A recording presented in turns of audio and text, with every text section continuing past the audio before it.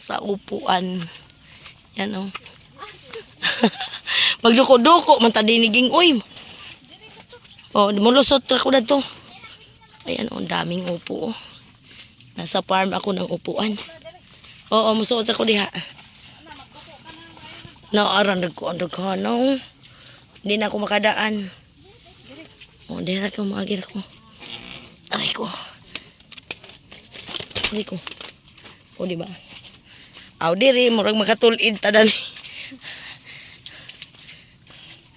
Ang atong vlog, di palagi nasa, sa city. Arita sa mga bukid-bukid, kay na yung mga farm. Oh. Pipino ay. Gani. Oh, pipino.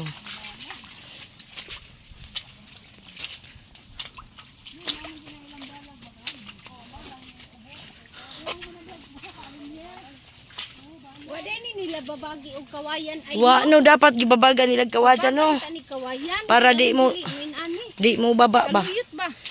Uy, dias ni Agi Bagday, katong nay. Bagday, katong una na itong adto sa Ormoc, di ba, arandag ko, sa upo. Tag-as ka, adyo. For today's videos vlog. Mao na ni Ron, Lami naman siguro ni gulayon, no, kay naadabong. Humok. Wow. Ito, pagaliyon, daghan, Lain naman og magwang.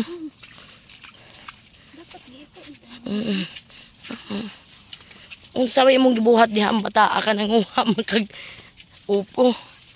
Ay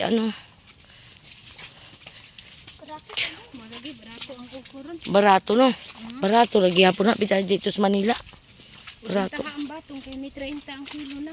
Amo ang batong ni mahal gamay no. Na man day po mag tao diha. Habi, imong pawa. Tay nakakuwag dako.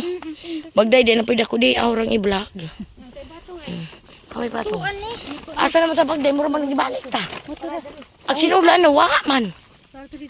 Ani o. Ha. Hoy nulan, buang. Urang karaan kawatan diha. Haba. Wa uy. No, ara to Dahil sitaw ay lagi po. Oh, dia guys, new harvest string beans. Oh my god, so very fresh. Oh, only if you sell this one, grandpa, only 30 pesos 1 kilo. Very fresh. Oh.